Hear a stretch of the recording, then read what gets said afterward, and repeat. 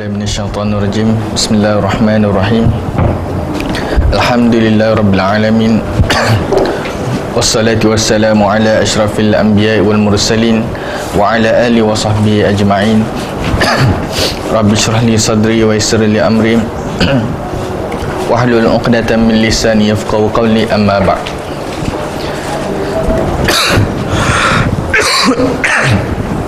InsyaAllah kita sambung bab yang seterusnya, iaitu bab ke-6, Kitabul Jihad, bab berkenaan jihad. Biasa sebahagian kitab-kitab fiqh biasanya dia akan letakkan bab jihad atau perkara-perkara yang berkaitan dengan jihad ni bab yang berada di belakang. Tapi dalam buku ni dia letakkan kitab jihad setelah kitab haji. Setelah haji, setelah kita membicarakan tentang korban, dia letakkan setelah kitab haji. Kenapa bab jihad diletakkan setelah haji? Yang pertama, kerana jihad adalah perkara yang paling utama setelah amalan-amalan fardu yang lain. Amalan-amalan fardu yang lain telah disebutkan sebelum ni, berkenaan semaya, berkenaan zakat, berkenaan puasa, berkenaan haji. Lalu amalan yang paling terbaik setelah amalan-amalan fardu tadi adalah amalan jihad. Seperti mana Al-Imam Ahmad rahimahullah ta'ala sebut, la a'lamu syai'an minal amali ba'dal faraidi afdalu minal jihadi. La a'lam, aku tidak tahu syai'an, mana-mana, minal amali, amalan, mana-mana ibadat, mana-mana amalan, ba'dal faraid, setelah amalan fardu, afdalu minal jihad, yang lebih baik berbanding jihad. Karena itulah setelah dibawakan kitab-kitab berkenaan perkara-perkara fardu, dibawakan pula bab berkenaan jihad. Yang kedua, kerana Nabi SAW seringkali mengaitkan antara jihad dan juga haji. Kalau kita tengok dalam banyak-banyak hadis, Nabi SAW kaitkan antara jihad dengan haji. Antaranya dalam satu hadis riwayat Ibnu Majah, riwayat oleh Al-Imam Ahmad, hadis yang sahih daripada Aisyah radhiyallahu anha, qalat, Aisyah kata, qultu ya Rasulullah, Aisyah kata, ditanya kepada Rasulullah sallallahu alaihi wasallam, alan nisa'i jihadun, ya Rasulullah, adakah bagi perempuan ni ada jihad? Nabi kata, na'am, ya, wanita ada jihad dia. Alaihinna jihadun la qitala fihi, wanita dia ada jihad, tapi jihad yang tidak ada peperangan dalam jihad tadi, iaitu al-hajj wal umrah, haji dan juga umrah. Dan juga banyak ada lain yang kita tengok Nabi SAW buat perbandingan antara jihad dan juga haji. Kerana ada juga banyak persamaan. Kalau kita tengok sisi persamaan antara jihad dan juga haji ni, pertama, persamaan dari sudut jihad, kita kena keluarkan harta kita nak berjihad, kena beli kelengkapan perang, kena perhabis harta kita nak berjihad. Begitu juga kita nak buat haji, kena beli tiket kapal terbang, kena beli pakaian, kena sediakan makanan untuk kita buat haji. Habis duit kita, terpaksa kita keluarkan duit. Dari sudut persamaan dia, dari sudut persamaan lagi, jihad dan haji ni, dia dua ni amalan yang bila orang tu buat, tak ada jaminan keselamatan kepada dia. Orang bila dia nak pergi berjihad, kita tak boleh jamin dia terbalik dengan selamat. Bila nak pergi berjihad, boleh jadi mati, boleh jadi hidup, boleh jadi dia mati di medan peperangan, boleh jadi dia hidup, dia kembali ke rumah dia. Begitu juga buat haji ni. Zaman-zaman dulu, kalau kita ingat tok nenek kita lah, kalau nak buat haji, siap tulis wasiat, bagi dah harta, oyak dah sebelum nak pergi haji tadi tu, siapa rumah ni milik siapa, harta tanah ni bagi kepada siapa. Sebab apa? Gi haji tu ibarat gi hidup dengan mati. Kalau kalau ditakdirkan oleh Allah SWT mati, matilah sana. Kalau ditakdirkan oleh Allah SWT boleh balik, bolehlah balik ke rumah kembali. Bersamaan lagi jihad dan juga haji ni dari sudut kekuatan kita nak melaksanakan benda tadi. Sebab tu jihad dia kena ada istita'ah, dia kena ada kemampuan untuk melakukan jihad. Begitu juga haji, kena ada istita'ah, mampu ke tidak orang itu nak buat haji, mampu ke tidak orang itu nak meneruskan kerja haji. Dah panjang lah kalau kita nak bahas secara terperinci. Kalau tak mampu berkenderaan, boleh ke dia ni mampu berjalan, wajib ke tidak haji kepada dia?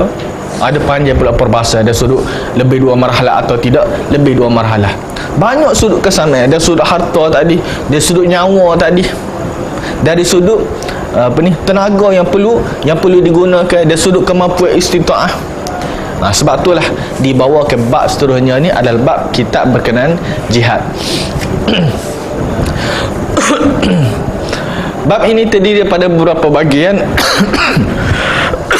Bahagian pertama, definisi jihad. Jihad secara bahasa, jihad adalah mengerahkan kekuatan atau daya upaya atau kemampuan. Asal dari sudut bahasa jihad ni, jahada yujahidu mujahadatan. Kita menggunakan sepenuh tenaga, kita menggunakan sepenuh kemampuan yang kita ada untuk melakukan sesuatu perkara.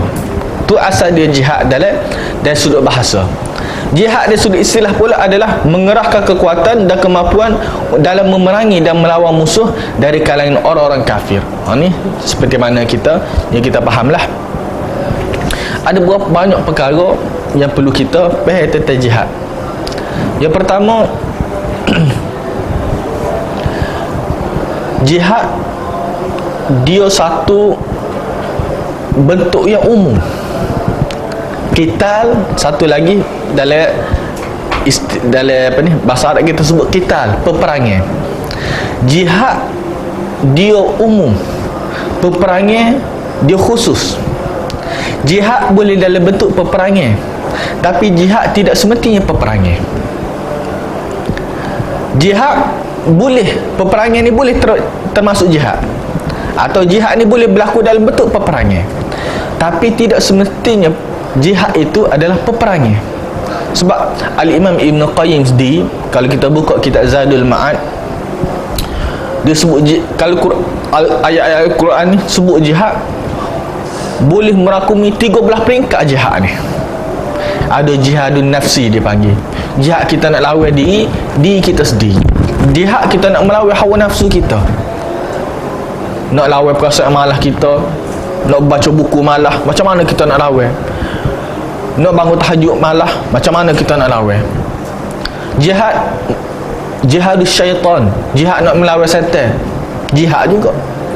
Jihad dalam nak melaksanakan amal ma'ruf nahi munkar, tu jihad juga. Dalam Quran ni bila sebut perkataan jihad, maka dia boleh menjadi banyak maksud. Kita menggunakan kekuatan kita untuk lawan hawa nafsu kita sepenuhnya. Kita gunakan kekuatan kita sepenuhnya untuk lawan godaan-godaan syaitan. Kita gunakan kekuatan kita yang ada sepenuhnya untuk melakukan amal ma'ruf dan nahi munkar. Dan jihad juga dia boleh jadi dalam bentuk peperangan, seperti mana yang telah kita faham. Ada dua istilah kita sebut al-harbu. Al-harbu peperangan, al-jihadu ramai orang bila sebut jihad maka yang mereka nampak hanyalah peperangan saja, hanyalah bentuk peperangan, bentuk pertumpahan darah yang mereka nampak bila disebut perkataan jihad tadi. Sedangkan dalam Islam jihad ni ada banyak maksud. Jihad kita melawan musuh yang jelas kita nampak. Jihad kita melawan hawa nafsu kita, benda kita tak nampak, benda dalam diri kita. Jihad kita lawan benda tak nampak juga, tapi bukan dalam diri kita, dia tidak termasuk diri kita, tapi dia tetap benda tak nampak, seperti setan sebagai contoh. Banyak dalam bentuk jihad yang disebutkan dalam Al-Quran dan juga hadis Nabi SAW. Dan kita kena faham satu perkara, kita memerangi kita melawan kafir bukanlah semata-mata kerana kekufuran dia, tapi kerana permusuhan, kekufuran yang menyebabkan dia bermusuh dengan kita. Nabi SAW orang kafir pernah berada di Madinah, orang Yahudi pernah berada di bumi Madinah. Nabi memberikan kepada mereka kebebasan untuk mereka hidup. Kalaulah kerana sebab mereka kafir je kita kena lawan selalu, tentu kafir tak akan boleh hidup di bumi Madinah. Nabi atau Islam lawan kekufuran apabila kekufuran tersebut menyebabkan mereka memusuhi Islam, barulah kita melawan mereka. Sebab itulah kita boleh tengok apa ni, Nabi SAW, Nabi beri kebenaran kepada Bani Quraidah untuk tinggal di Madinah, hinggalah mereka buat perangai, hinggalah mereka lawan Nabi SAW, hinggalah mereka lawan Islam, barulah diperangi mereka. Kita boleh tengok bagaimana berlaku di apa ni,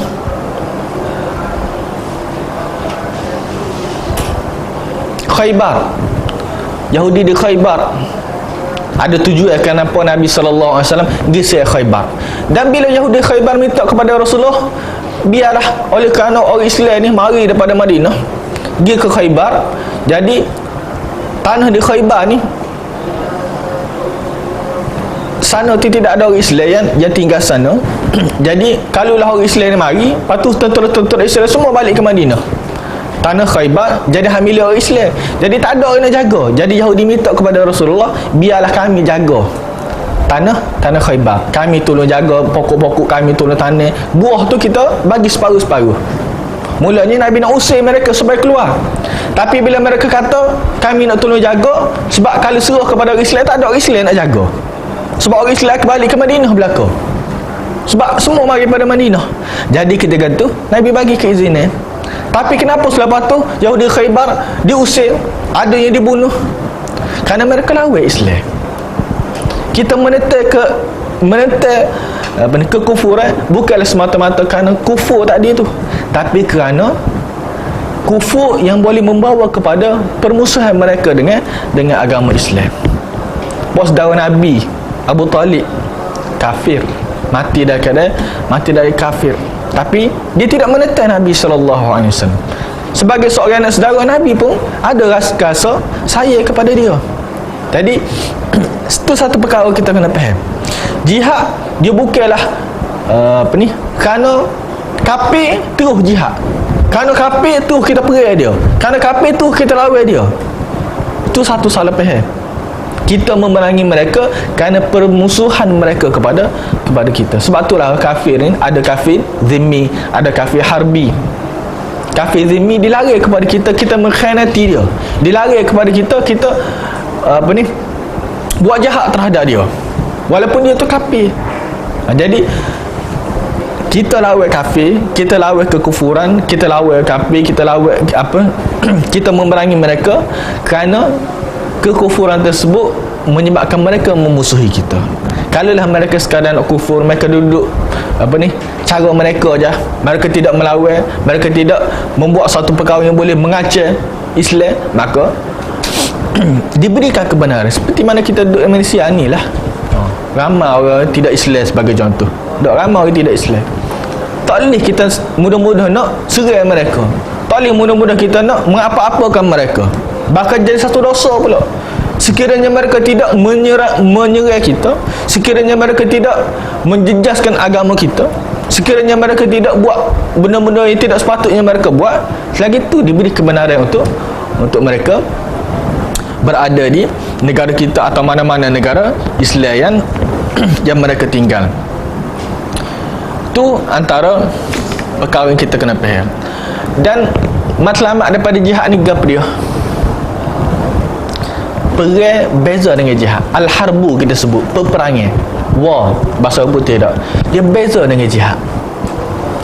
Sebab apa? Peperangan kadang-kadang tujuan dia nak mengangkat individu tertentu, nak mengangkat kumpulan tertentu, nak mengangkat negara tertentu, hingga mereka menindas negara yang lain, supaya negara lain melihat atau supaya kumpulan lain melihat mereka lah yang paling kuat, supaya negara lain melihat atau supaya kumpulan lain melihat mereka lah orang yang paling atau kumpulan yang paling ada kekuatan. Seperti mana negara-negara besar pada hari ini. Kenapa mereka pergi negara-negara tertentu? Kerana nak supaya orang lain tahu dia ni kuat. Jihad bukan tu. Jihad tujuan dia nak mengangkat kalimah Allah Subhanahu Wa Taala. Litakuna kalimatullahi hiyal ulia. Tujuan dia supaya kalimah Allah, supaya nama Allah Subhanahu Wa Taala, supaya kalimah tauhid kita boleh angkat di peringkat yang paling tinggi sekali, supaya tidak ada orang yang dapat merendahkan kalimah Allah dan kalimah-kalimah tauhid. Tu matlamat daripada jihad dalam Islam. Dan bila kita kata tujuan dia adalah nak mengangkat kalimah Allah, maka dia tidak semestinya dengan cara perang. Dia boleh dengan cara kita berdakwah ke, atau boleh dengan cara kita dalam bentuk penulisan ke, atau boleh dengan cara dalam bentuk kita buat website ke, atau apa-apa saja bentuk cara selagi mana tercapai maksud tadi. Jihad ni wasilah. Wasilah ni jalan, cara. Perang ni adalah wasilah. Kalulah kita ada cara lain nak menjadikan kalimah Allah Ta'ala sebagai kalimah yang tertinggi, kita tak boleh jihad pun. Ada cara lain, maka dibolehkan guna cara lain. Ramai salah faham. Salah faham pertama, apa dia? Salah faham bahawa jihad ni adalah maksud. Dia bukan wasilah. Maksud macam mana? Kau ke mana kena jihad? Kau ke mana pun tak kira lah, kena jihad aku ke mana pun. Salah lagu tu. Sebab apa? Matlamat daripada jihad tu apa dia? Kalaulah matlamat tersebut boleh dicapai dengan tidak cara jihad, maka kita boleh gunakan cara tersebut. Tapi kalau tak boleh dicapai kecuali dengan cara jihad, maka guna cara berjihad tersebut. Dan kita sebut sini, bila sebut jihad, kena faham molek lah. Jihad ni tidaklah semestinya dalam bentuk peperangan seperti mana kita sebutkan tadi. Jihad ni umum, perang ni khusus. Perang ni boleh jadi jihad. Tapi jihad tidak semestinya satu bentuk peperangan. Ada beberapa perkara yang kita kena tengok dari sudut hadaf atau matlamat jihad. Yang pertama, jihad bukanlah nak menghapuskan kekufuran. Kalau orang kata, kenapa kita jihad? Sebab kita nak supaya di muka bumi tak ada satu pun kekufuran. Nak semua orang Islam. Itu satu perkara yang silap. Sebab apa? Sebab memang sunnatullah dah Allah Ta'ala buat. Ada orang kafir, ada orang tidak kafir. Ada orang kafir dan ada orang Islam. Ada orang beriman dan ada orang tidak beriman kepada Allah Subhanahu Wa Ta'ala. Walladzi khalaqakum faminkum kafirun wa minkum mu'min. Allah Ta'ala lah yang ciptakan kamu. Dia ciptakan kamu ni, ada dari kalangan kamu yang kafir, ada dari kalangan kamu yang beriman kepada Allah Subhanahu Wa Ta'ala. Jihad kita kena tahu sebagai satu jalan untuk kita buka jalan untuk berdakwah. Bukanlah satu jalan untuk kita memaksa orang masuk Islam. Itu yang pertama tadi. Yang pertama tadi, jihad ni bukanlah satu matlamat kita nak menghapuskan semua kekufuran. Sebab tak akan mungkin kita dapat menghapuskan semua kekufuran. Sampai kiamat kekufuran itu tak akan ada. Jadi kalau kita letak matlamat jihad ni nak supaya semua orang Islam belaka, kita tidak akan dapat mencapai matlamat tersebut. Sebab sunnatullah Allah Ta'ala telah buat lagu tu dah. Yang kedua, jihad ni bukanlah tujuan untuk memaksa orang masuk Islam. Ramai orang salah faham. Berapa jihad supaya orang masuk Islam? Berapa jihad supaya kita boleh paksa orang masuk Islam? Tak. Jihad ni sebagai satu jalan untuk ada jalan supaya kita sampaikan dakwah kepada mereka. Oleh kerana kalau tidak berlaku jihad, kita tak boleh nak sampaikan dakwah kepada mereka. Melalui jihad saja kita boleh sampaikan dakwah, maka kena berjihad. Tapi dua benda berbeza. Kita sampaikan dakwah berbeza. Kita paksa dia masuk Islam berbeza. Dua benda berbeza. Ramai orang fikir bila berjihad ni kan, bila kita melaksanakan jihad, kita boleh paksa orang masuk Islam. Tidak. Jihad ni sebagai salah satu jalan untuk ada jalan dakwah kepada mereka. Oleh kerana kita tak boleh masuk tempat mereka untuk sebar dakwah, kita pun berjihad supaya kita dapat sebarkan dakwah dari kalangan mereka. Mereka nak terima Islam atau terima Islam, itu terserah kepada mereka. Yang ketiga, jihad tidaklah tujuan kerana keduniaan semata-mata. Berbeza dengan peperangan yang berlaku pada hari ini. Kenapa berlaku peperangan pada hari ini? Ada perang kerana nak harta. Dia nak minyak sebagai contoh. Serang negara tertentu kerana negara tersebut memiliki kekayaan. Ada yang serang negara tertentu atau yang menciptakan peperangan supaya dia dapat jual senjata. Kalau tak berlaku peperangan, orang tak belilah senjata. Jadi nak supaya senjata ni dibeli, dan senjata ni satu perniagaan yang sangat-sangat menguntungkan. Sebutir kata rebah tu berapa dah. Banding kita jual kereta sebagai contoh. Atau kita jual benda-benda lain. Jual senjata ni lebih lagi. Kalau jual kereta sebagai contoh, sebutir kereta 5 tahun boleh pakai. Tapi kalau jual bedik, peluru pepandu kau sebagai contoh, sekali je pakai, hancur, kena beli orang lain pula. Jadi tujuan peperangan pada hari ini ni kerana supaya berlaku pembelian senjata dari sudut ekonomi. Kerana nak dari sudut keduniaan. Jihad tidak lagu tu. Bahkan Nabi SAW pernah ditanya oleh para sahabat, bila kita pergi dapat ghanimah, dibolehkan kepada kita untuk mendapat ghanimah.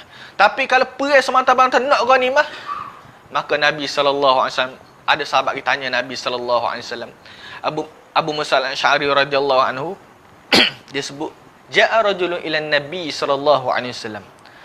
Ada seorang lelaki dia mari bertemu Nabi SAW. Faqala ar-rajulu, lalu lelaki orang tersebut berkata, ar-rajulu yuqatilu lil maghnam. Ya Rasulullah, ada seorang ni dia perang kerana nak ghanimah. Wa rajulu yuqatilu lil zikri. Ada orang ni dia perang supaya orang sebut dia. Orang angkat nama dia. Orang-orang dia ni hebat. Orang-orang dia ni berani. Wa rajulu yuqatilu liyura makanahu. Dan ada juga orang yang perang kerana nak supaya orang nampak kedudukan dia tadi. Oh, hebat dia dapat peperangan. Dia ni sebagai komander ke dan sebagainya. Lalu dia tanya kepada Rasulullah, faman fi sabilillah. Siapakah ya Rasul dari kalangan tiga-tiga tadi yang jihad pada jalan Allah? Nabi kata, man qatala litakuna kalimatullahi hiyal ulya fahuwa fi sabilillah. Siapa-siapa yang perang, siapa-siapa yang berjihad kerana nak supaya kalimah Allah diangkat ke tempat yang paling tinggi, itulah jihad pada jalan Allah. Kalau selain itu, maka tidak dianggap sebagai jihad pada jalan Allah. Itu pendahuluan tentang jihad. Keutamaan dan hikmah jihad. Kenapa Allah SWT fardukan jihad? Dan fardu jihad ni adalah fardu kifayah. Kecuali kepada beberapa golongan yang akan kita tengok. Allah Ta'ala fardukan jihad. Setiap ibadat, setiap perkara maslahat, setiap perkara yang Allah Ta'ala suruh kita buat, kita kena yakin pasti akan ada maslahat. Setiap perkara yang Allah SWT suruh kita tinggalkan, kita kena yakin ia pasti ada mafsadah, pasti ada keburukan. Kita tak boleh Allah ada kepercayaan atau ada dalam diri kita, bila Allah Ta'ala suruh sesuatu benda, kita kata ni tak ada maslahat. Atau bila Allah Ta'ala suruh kita buat satu benda, kita rasa ada keburukan benda tadi. Atau bila Allah SWT suruh kita tinggalkan satu perkara, kita rasa ada maslahat. Tak ada maslahat dari sudut Allah Ta'ala suruh tinggalkan tadi. Maka boleh menjejaskan keimanan kita kepada Allah. Bila kita yakin Allah Ta'ala suruh ni apa? Saja je Allah Ta'ala suruh, tak ada gapo pun, tak ada kebaikan pun, maka boleh rasa. Kita kena yakin, kena letakkan keyakinan, apa saja yang diperintahkan oleh Allah supaya kita buat, pasti akan ada masalah, pasti akan ada kebaikan di sebalik surah tersebut. Atau kalau keburukan, pasti akan ada keburukan di sebalik larangan Allah SWT tersebut. Begitu juga dalam bab jihad. Apa kebaikan dia? Apa hikmah dia? Hikmah paling besar, ni semua manusia sejak zaman dulu sampai ke zaman lah ni, tak ada manusia boleh nafikan tak ada kebaikan jihad. Mesti akan ada kebaikan. Kalau tak ada kebaikan, kenapa manusia berperang? Kalau tak ada kebaikan, kenapa manusia berjihad? Kita tengok cerita para nabi terdahulu. Nabi Daud AS, ketika mana Talut berperang dengan Jalut. Kisah Talut, kisah Jalut tak? Kadang-kadang tukar manusia Jalut, manusia Talut, manusia jahat, manusia baik. Talut ni Bani Israel, jadi raja kepada Bani Israel. Setelah dipilih oleh Allah Subhanahu Wa Taala jadi raja. Lalu dia memimpin tentera-tentera dia pergi perang. Dalam agama Yahudi juga ada peperangan. Cerita tentang pergi perang. Sebab apa perang tersebut? Sebab Bani Israel ketika itu dianiayai oleh golongan Jalut. Jalut ni dia zalim, dia buat khianat terhadap negara-negara sekeliling dia, terhadap musuh-musuh dia. Jadi menyebabkan kena ada peperangan ketika itu. Bani Israel minta kepada Nabi mereka supaya Allah Ta'ala lantik seorang raja yang akan memimpin mereka dalam peperangan. Lalu berlakulah kisah Talut seperti mana kita tahu. Dan yang membunuh Talut ni, Bani Israel, Gilawan, sama-sama berada di bumi Palestin. Cuma Jalut duduk di sebelah ni, sebelah sana, Talut duduk di sebelah ni. Jadi walaupun sama-sama berada di tempat di bumi Palestin, oleh kerana hak ni jahat, oleh kerana hak ni baik, menyebabkan hak baik ni tak boleh hidup senang. Jadi berlakulah peperangan dengan Jalut. Hinggalah munculnya Nabi Daud AS. Pertama kali nama Nabi Daud muncul ketika berlakunya pembunuhan Jalut. Nabi Daud yang bunuh Jalut. Hinggalah bila dibunuh Jalut tadi, bila Talut meninggal dunia, lalu Nabi Daud diangkat sebagai raja yang seterusnya. Dan kita boleh nampak situ, sejak zaman dulu lagi sudah ada jihad, dan pasti ada kebaikan dari sudut jihad tadi. Cuma ramailah salah menyalahgunakan. Salah guna tak ada berlaku. Benda yang baik ni bila disalahgunakan, semua pasti akan ada mafsadah dia. Jihad adalah puncak kepada Islam. Nabi sebut dalam hadis, darwatu sinami al-Islam jihad, al-jihad. Setiap benda ni pasti akan ada bahagian yang paling tinggi sekali dalam benda tadi. Kalau kita manusia, apa dia benda paling tinggi sekali? Kepala kita. Kalau unta, apa dia benda paling tinggi sekali? Bonggo dia. Sebagai contoh. Islam juga ada lagu tu. Apa dia? Jihad. Benda yang paling tinggi sekali dalam kedudukan dalam Islam. Sesungguhnya Allah Ta'ala telah memuliakan orang yang berjihad di jalannya, berjuang dengan harta dan jiwa mereka, dan Allah menjanjikan mereka syurga sebagaimana disebutkan dalam suatu ayat di surah An-Nisa yang sebentar lagi akan disebutkan. Banyak kalau kita nak sebut ayat-ayat Al-Quranul Karim tentang kelebihan jihad yang Allah Ta'ala sebutkan. Antaranya, adapun hikmah disyariatkan jihad, maka Allah Ta'ala mensyariatkannya demi tujuan luhur dan sasaran yang mulia, iaitu pertama, jihad disyariatkan dengan tujuan untuk membebaskan dan mengeluarkan manusia daripada penyembahan kepada berhala-berhala dan taghut kepada penyembahan kepada Allah Subhanahu Wa Taala. Tujuan pertama sekali jihad adalah nak supaya manusia mentauhidkan Allah Subhanahu Wa Taala.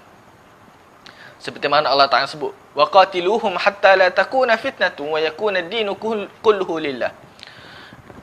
Perangilah mereka hingga la takuna fitnah, tidak ada lagi fitnah, wa yakuna ad-dinu kulluhu lillah, dan agama itu semata-mata kerana Allah Subhanahu Wa Taala. Allah Subhanahu Wa Taala suruh Nabi sallallahu alaihi wasallam memerangi golongan-golongan kafir Quraisy hingga tidak ada lagi fitnah. Fitnah sini dengan masuk kekufuran yang dilakukan oleh musyrikin Quraisy ketika waktu tersebut, supaya tidak ada lagi kekufuran yang mereka lakukan. Yang kedua, menghilangkan kezaliman dan mengembalikan hak kepada pemiliknya. Uzina lil ladzina yuqataluna bi annahum zulimu wa anna Allah ala nasrihim laqadir. Seperti mana Nabi sallallahu alaihi wasallam dan para sahabat dizalimi oleh golongan Quraisy. Nabi dibuat para sahabat dianiayai sewaktu berada di Madinah, sewaktu berada di Mekah. Nabi sallallahu alaihi wasallam dan para sahabat berhijrah ke bumi Madinah kerana sikap golongan musyrikin Quraisy. Lalu jihad diizinkan kepada Rasulullah, kepada orang Islam, supaya menuntut hak mereka. Kerana Mekah juga tanah air mereka, kerana Mekah juga di sana ada harta-harta benda mereka yang telah dirampas oleh orang kafir Quraisy, maka oleh kerana mereka dizalimi, maka Allah SWT mengizinkan jihad kepada mereka.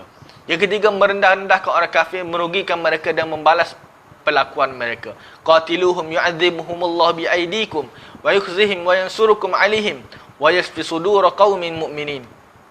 Tujuan dia supaya nak memberikan balasan kepada orang kafir yang menentang Islam, yang menentang Rasulullah, yang menentang agama Islam, sebagai balasan kepada mereka, sebagai penghinaan kepada mereka. Hukum jihad dan dalilnya. Jihad dengan maknanya yang khusus, iaitu melawan orang-orang kafir, adalah fardu kifayah. Bila sebagai kaum muslimin dengan jumlah yang cukup melaksanakannya, maka kewajipannya gugur atas sebahagian yang lain, sehingga hukumnya menjadi sunnah bagi mereka. Asal dia fardu kifayah, tapi kalaulah ramai sangat, sudah cukup dah orang untuk berjihad, maka yang lain itu jadi sunnah kepada mereka untuk berjihad. Allah SWT sebut la yastawil qa'iduna minal mu'minina ghairu ulil darari wal mujahiduna fi sabilillah bi amwalihim wa anfusihim faddalallahu al mujahidina bi amwalihim wa anfusihim 'alal qa'idina darajah wa kullan wa'adallahu al husna wa faddalallahu al mujahidina 'alal qa'idina ajran 'azima. Ayat ini menunjukkan bahawa jihad adalah fardu kifayah, bukan fardu ain. Kerana Allah melebihkan para mujahidin di atas orang yang tidak berjihad tanpa keuzuran. Dan Allah menjanjikan kepada kedua belah pihak kebaikan dan syurga. Orang mukmin yang berjihad, Allah Ta'ala kata, dia lebih lagi berbanding orang mukmin yang tidak mengikut jihad di jalan Allah Subhanahu Wa Ta'ala. وَمَا كَانَ الْمُؤْمِنُونَ لِيَنْفِرُوا كَافَّةً فَلَوْلَا نَفَرَ مِنْ كُلِّ فِرْقَةٍ مِنْهُمْ طَائِفَةٌ لِيَتَفَقَّهُوا فِي الدِّينِ. Allah Ta'ala sebut juga dalam ayat lain, tidak sepatutnya bagi orang mukmin itu semua keluar berperang pada jalan Allah. فَلَوْلَا نَفَرَ مِنْ كُلِّ فِرْقَةٍ مِنْهُمْ طَائِفَةٌ لِيَتَفَقَّهُوا فِي الدِّينِ. Kenapa tidak ada satu golongan dari kalangan mereka ni yang mereka mendalami ilmu agama? Maksudnya, tidak semua difardukan jihad. Kalaulah semua ni, jihad ni fardu ain, maka semua perlu terlibat. Tapi bila Allah Ta'ala mengecualikan, ada pihak tertentu, Allah Ta'ala suruh mendalami ilmu agama. Itu bermaksud jihad tu adalah fardu kifayah. Seperti mana semaya lah, tak ada terkecuali, semua orang perlu terlibat berlaku, kerana ia adalah fardu ain. Tapi sini jihad, Allah Ta'ala tidak memerintahkan kepada semua. Sebaliknya, ada golongan tertentu yang Allah Ta'ala berikan pengecualian supaya dia mendalami ilmu agama dan sebagainya. Hal ini dengan syarat adanya kemampuan dan kesanggupan kaum muslimin dalam memerangi musuh.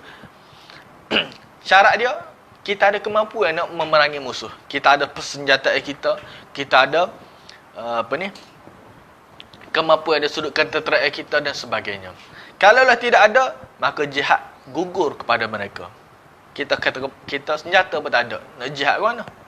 Atau dari sudut ketenteraan pun tak ada, maka gugur jihad ketika waktu tersebut. Bilakah jihad menjadi fardu ain? Jihad asalnya fardu kifayah, tapi dia boleh jadi hukum fardu ain apabila ada 4 keadaan. Yang pertama, bila musuh menyerang negeri kaum muslimin dan mendudukinya atau mengepunnya, maka memerangi dan menolak serangan mereka menjadi fardu ain bagi seluruh individu kaum muslimin. Bila orang kafir pergi serang sesebuah negara Islam, maka orang Islam yang berada di negara tersebut, dia wajib memerangi orang kafir yang menyerang mereka. Ini dipanggil jihad daf'i. Jihad dalam nak menolak penguasaan orang kafir terhadap negeri orang Islam. Orang Islam yang berada di negeri tersebut, wajib kepada mereka berjihad. Fardu ain kepada mereka untuk berjihad. Yang kedua, bila orang Muslim yang hadir dalam sebuah peperangan, bila dia pergi perang, dia pergi dah perang, hak tadi ni dia pergi kerana sunat, cukup dah orang, dia pergi je. Tanpa disuruh oleh pemerintah. Dia pergi itu semata-mata kerana sunat je dia pergi. Tapi bila duduk di medan peperangan, Bila dia telah bertemu dengan musuh, bila telah berlaku peperangan, maka ketika itu fardu ain kepada dia untuk perang. Tak boleh dah. Dia kata, tadi saya sunat je mari ni, jadi saya nak balik. Tak boleh. Ketika itu sudah menjadi fardu ain kepada dia untuk berperang kepada musuh, dengan musuh. Ya ayyuhallazina amanu idza laqitumul ladzina kafaru zahfan fala tuwalluhumul adbar. Seperti mana Allah Taala sebut dalam surah Al-Anfal, wahai orang beriman, apabila kamu telah bertemu dengan orang kafir yang sedang menyerang kamu, maka janganlah kamu membelakang mereka. Janganlah kamu mundur, janganlah kamu lari. Yang ketiga, apabila pemimpin atau pemerintah menentukan individu tertentu untuk berperang, maka ketika itu jadi fardu ain kepada dia untuk berperang. Seperti pemerintah kata, semua orang lelaki di negeri ni semua kena berperang. Maka jadi fardu ain kepada mereka semua kena perang. Tak boleh sebahagian je nak perang, sebahagian tak boleh berperang. Yang keempat, bila diperlukan maka jihad menjadi fardu ain kepada dia. Bila diperlukan, tak cukup dah dengan tentera ada ni, perlu kepada tambahan, maka jadi fardu ain kepada mereka untuk menyertai peperangan tersebut. Bahagian yang kedua, syarat-syarat berjihad. Untuk wajibnya jihad disyaratkan memenuhi 7 syarat. Pertama, syarat dia kena Islam. Yang kedua, kena baligh. Yang ketiga, berakal. Yang keempat, lelaki, merdeka, kemampuan dia sudah harta dan fizikal, juga keselamatan daripada cacat dan juga penyakit.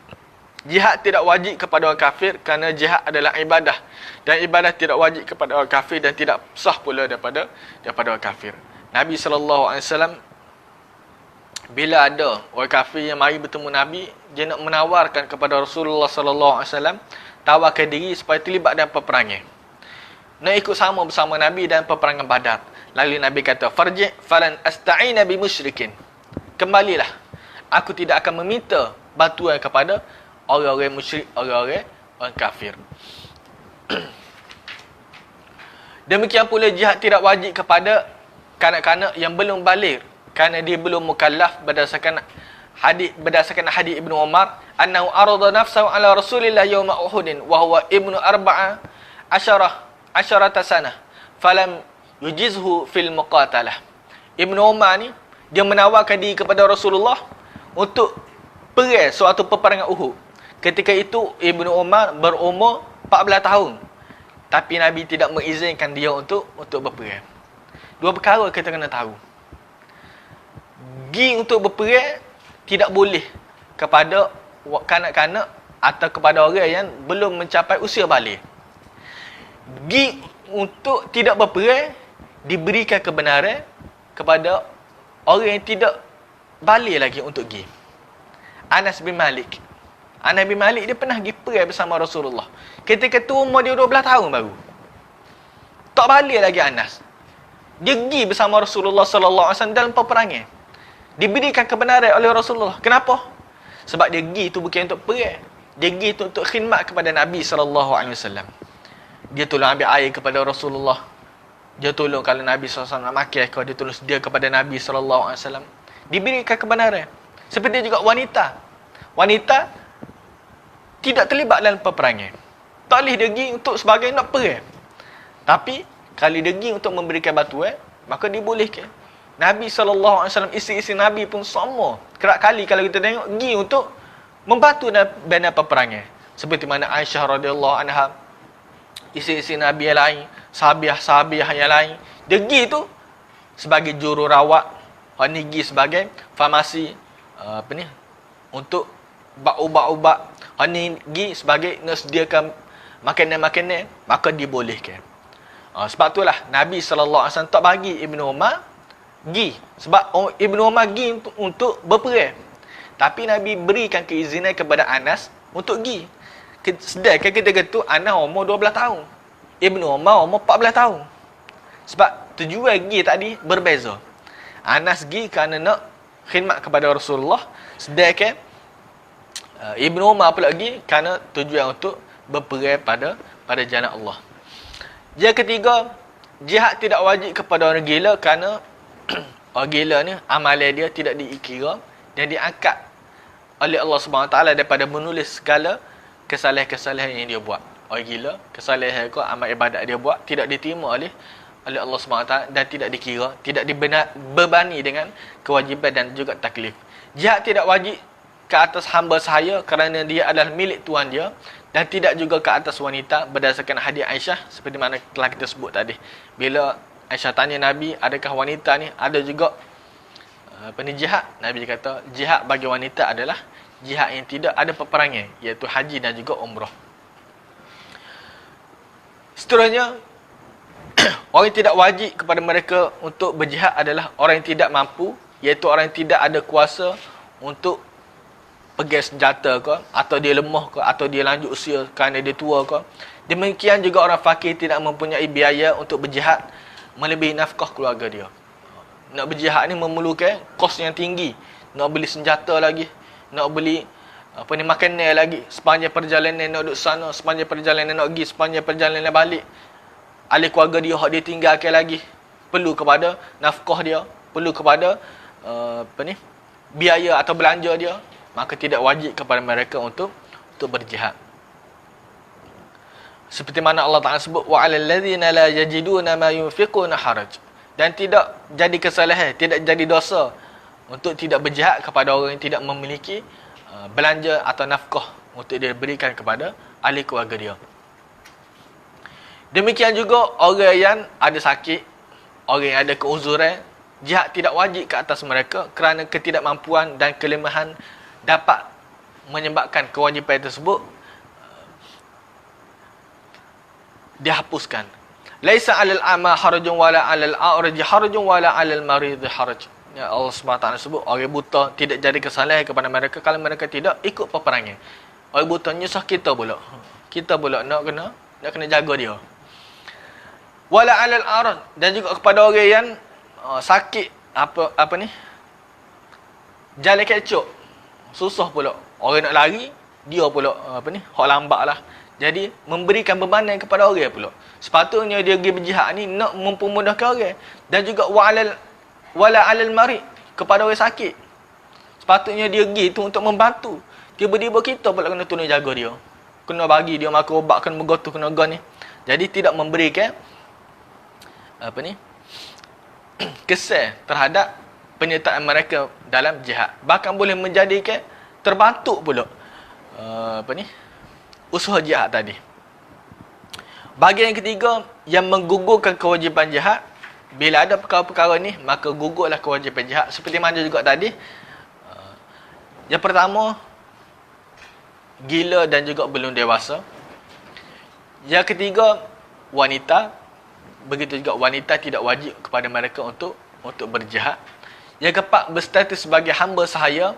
Bagi hamba tidak wajib kepada mereka untuk berjihad kerana hamba ni adalah milik tuan dia. Yang kelima dan keenam, kelemahan dari sudut fizikal dan juga kelemahan dari sudut kewangan atau sakit. Yang ketujuh, tidak ada keizinan daripada ibu atau bapa atau salah satunya. Mak ayah dia tidak berikan keizinan. Sebab kalau berikan keizinan dia pergi berjihad, tak ada orang nak jaga. Mak ayah dia tua dah. Tak ada orang nak khidmat kepada mereka, tak ada orang nak jaga mereka. Maka menyebabkan mereka kesusahan. Maka gugur kepada mereka jihad. Seperti mana hadis Ibnu Amr radhiyallahu anhu, dia kata ja'a rajul ila Nabi sallallahu alaihi wasallam fasta'zanahu fil jihad. Ada seorang lelaki dia mari bertemu Nabi, dia minta izin kepada Nabi untuk berjihad. Faqala ahayyun walidak ahayyun walidak. Nabi tanya, mak ayah kamu masih lagi hidup ke? Dia kata na'am. Qala fa fihi ma fajahid. Nabi kata berjihadlah dalam nak menjaga mereka berdua, berbakti kepada mereka berdua. Yang ke-8, hutang, yang mana orang yang berhutang tidak mampu mendapatkan harta untuk melunasi harta tersebut. Dia berhutang, banyak hutang. Kalulah dia pergi berjihad, maka tak ada harta peninggalan yang dia ada untuk melunaskan hutang tadi. Maka tidak boleh kepada dia untuk berjihad. Yang ke-9, seorang ulama yang mana tidak ada ulama selainnya di negeri tersebut. Dia seorang je orang alim situ. Kalulah dia pergi berjihad, mati dia, habis. Orang jahil berlaku jadi. Tak ada orang nak mengajar orang lain, tak ada orang nak memberikan ilmu kepada orang lain. maka diberikan keizinan kepada dia untuk gugur kewajipan kepada dia untuk tidak berjihad. Sebab apa? Dia perlu memberikan pendidikan atau mengajar kepada orang lain. Hukum-hukum tawanan dan harta rampasan atau harta ghanimah. Hukum tawanan orang-orang kafir.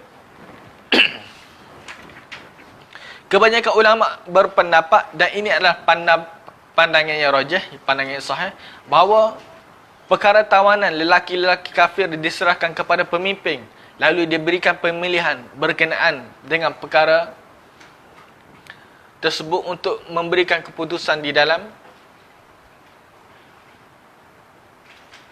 untuk memberikan keputusan yang di dalamnya terdapat kemaslahatan Islam dan kaum muslimin. Bagi tawanan perang dalam Islam, benda ni diserahkan kepada ulil amri, diserahkan kepada pemerintah. Apa yang pemerintah lihat relevan keputusan yang dia nak buat. Keputusan apa dia nak buat yang lebih tepat. Sama ada dia nak bunuh ke, atau nak jadikan sebagai hamba ke, atau nak lepaskan mereka tanpa bayaran ke, atau dengan tebusan, atau ditukar dengan tawanan muslim lain. Ada beberapa perkara. Pertama, sama ada kita nak bunuh dia. Oleh kerana dia ni, kalau kita biarkan dia hidup ni, dia boleh mempengaruhi orang lain pula supaya memberontak sebagai contoh. Kalau kita biarkan dia hidup ni, dia ni juga akan menetek Islam. Akan lawat Islam ke mana pun. Akan menjadi musuh kepada Islam. Maka boleh dibunuh dia. Atau nak jadikan sebagai hamba, kita jadikan dia sebagai hamba. Banyak lagi kerja kita nak buat. Kita nak bina negara tu, kita nak bina negara ni. Jadi, kita perlu kepada orang. Jadi, tawanan-tawanan yang kita dapat, pemerintah lihat lebih relevan kalau kita jadikan sebagai hamba. Jadi, bolehlah kita suruh dia buat perkara-perkara yang perlu untuk dilakukan. Atau melepaskan mereka. Kita tengok mereka ni nampak tak lawan pun. Dan kita nampak mereka ni, ada potensi untuk memeluk Islam sebagai contoh. Lalu, kita lepaskan mereka. Atau, kita lepas dengan cara kita meminta tebusan. Kita meminta harta sebagai tebusan. Atau, jasa mereka. Oleh seperti mana zaman Nabi SAW, ada tawanan-tawanan ni yang dia ada kemahiran membaca. Lalu, disuruh kepada mereka supaya ajar kepada anak-anak Islam membaca. Bila anak-anak Islam seorang tawannya, dia ajar 10 orang. Kalau 10 orang ni pandai membaca, maka akan dilepaskan dia daripada jadi tawanan tersebut. Maka ni semua bergantung kepada kebijaksanaan pemerintah. Pemerintah lihat hak mana lebih patut, hak mana lebih relevan. Atau ditukar dengan orang Islam lain. Bila kita pergi, dia pun ingat orang Islam, kita pun ingat orang Islam. Lalu kita buat perjanjian dengan mereka nak tukar tawanan tersebut. Adapun kaum wanita dan kanak-kanak, maka mereka dijadikan sebagai hamba.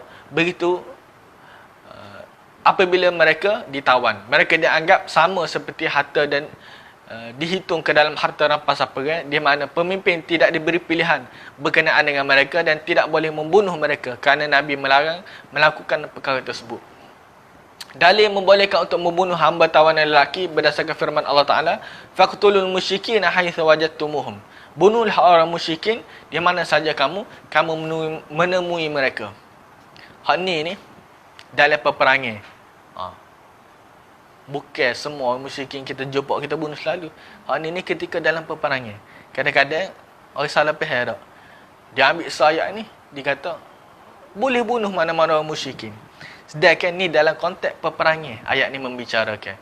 Bila perang, kalau kita tak bunuh dia, dia bunuh kita. Jadi sebab itulah mana-mana saja orang musyrikin yang kita jumpa dalam peperangan, maka diberikan kebenaran untuk bunuh. Maka li nabiyyin an yakuna lahu asra hatta yuskhina fil ard. Juga pernah dalam peperangan Badar, bila ditawan musyrikin Quraisy ni, bila ditawan, lalu Nabi SAW berbicara dengan para sahabat. Sebab sebelum ni tidak berlaku peperangan besar lagi. Sebelum peperangan Badar ni tak berlaku peperangan besar lagi. Dan tawanan itu tak ada. Bila peperangan Badar, itulah boleh katakan pertama kali orang Islam memiliki tawanan. Lalu Nabi bincang dengan para sahabat, "Apa kita nak buat dengan tawanan ni?" Ada sahabat kata, "Sebab tak adil lah. Kita syaratkan mereka supaya mereka ajar anak-anak kita membaca. Kalau mereka sudah dapat, maka kita lepaskan." Ada kata kita minta tebusan dengan keluarga mereka. Oleh kerana musyrikin Quraisy tu kaya, mereka dapat harta kita masa kita hijrah. Mereka dapat harta kita. Kita minta balik harta kita kepada mereka dengan untuk kita lepaskan tawanan tersebut. Omar kata, kita bunuh mereka. Omar nak bunuh. Sebab Omar rasa mereka ni lawan kita. Mereka mari ke Badar ni sebab nak berperang dengan kita, nak membunuh kita.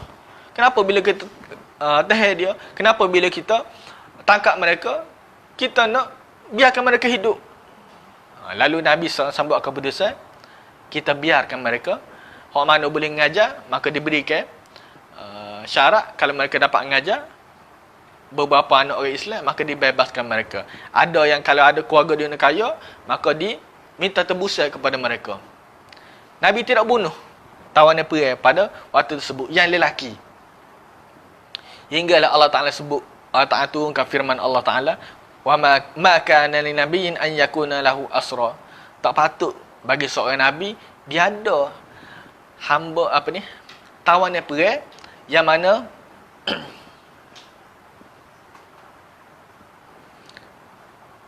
Allah Ta'ala kata kepada Nabi SAW, tak patut bagi Nabi SAW ada tawanan perang. Sini tak sebut kepada Nabi secara direct.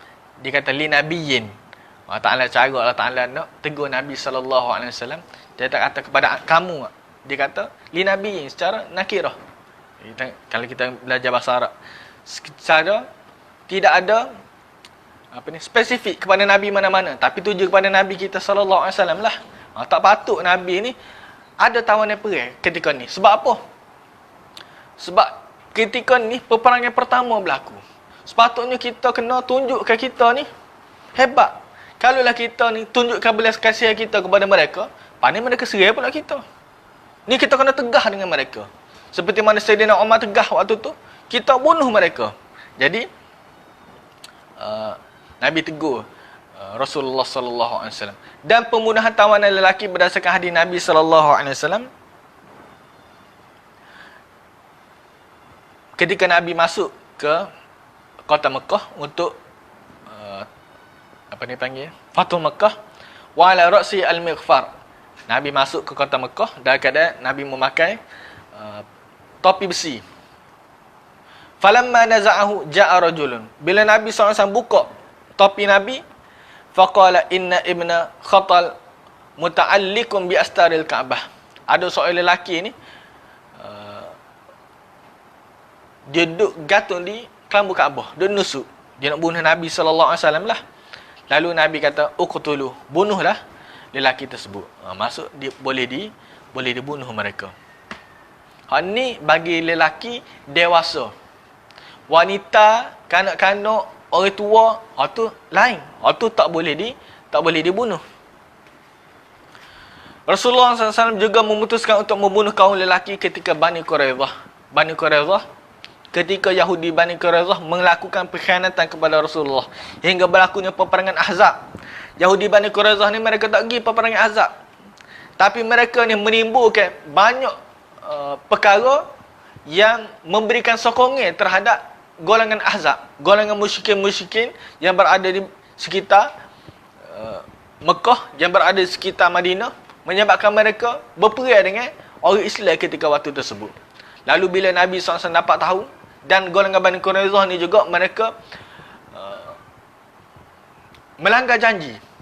Bila Nabi buat piagam Madinah tu, ada perjanjian Nabi dengan Yahudi-Yahudi dan juga ahli kitab. Lalu bila Bani Quraidah, Nabi hantar beberapa orang sahabat pergi bertemu dengan Bani Quraidah, tanya mereka. Tanya apa dia? Tanya popokmu ni masih lagi kah berpegang atau mengikat janji dengan Rasulullah sallallahu alaihi wasallam, dengan Muhammad? Dia buat nganyi pula kepada sahabat tadi. Dia kata, Muhammad, siapa Muhammad? Jadi sebab itulah lepas Nabi balik daripada peperangan Ahzab, malaikat mari bertemu Nabi SAW. Ketika tu Nabi nak mandi, malaikat tanya kepada Rasulullah. Jibril tanya kepada Rasulullah, mu sudah buka baju besi atau baju-baju perang, sedangkan kami para malaikat ni belum lagi buka baju besi yang kami pakai. Lalu malaikat suruh Nabi pergi ke Bani Quraizah. Bila sampai di Bani Quraizah, berlaku kepungin hinggalah sampai tahap, panjanglah cerita dia, hingga sampai tahap berlakunya tahkim. Tahkim ni keputusan. Gapo dia yang nak buat kepada Bani Quraizah? Lalu mereka pun panggil Sa'ad bin Mu'az. Sa'ad bin Mu'az ketika tu berada di Madinah. Sa'ad bin Mu'az ni kena panah. Atas dahi ni kena panah. Bila dia dengar Nabi panggil dia, terus naik atas kuda dia, terus pergi ke Bani Quraizah. Bila sampai di Bani Quraizah, Nabi tanya Sa'ad, gapo dia perlu dibuat kepada Bani Quraizah ni? Lalu Sa'ad kata, bunuh orang lelaki yang dewasa, kanak-kanak, wanita, semua dijadikan sebagai hamba tawannya. Lalu Nabi bunuh mereka, kecuali seorang wanita aja dibunuh kerana dia ni cuba kerana dia telah membunuh seorang sahabat lain.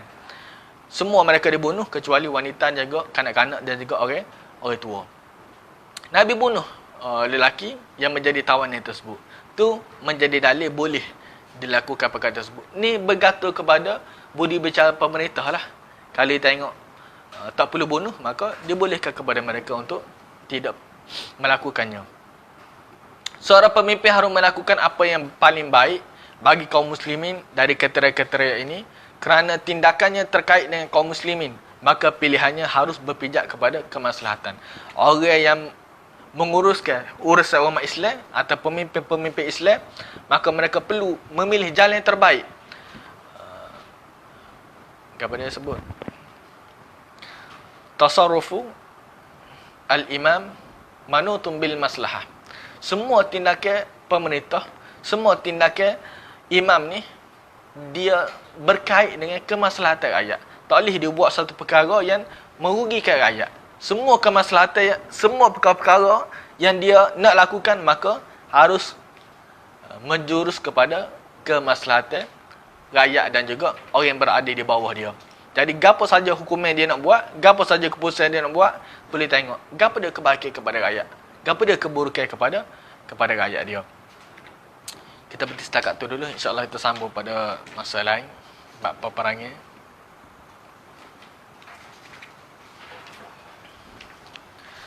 Wallahu a'lam. Aku li qouli hadza wa astaghfirullahal azim li wa lakum. Wassalamualaikum warahmatullahi wabarakatuh.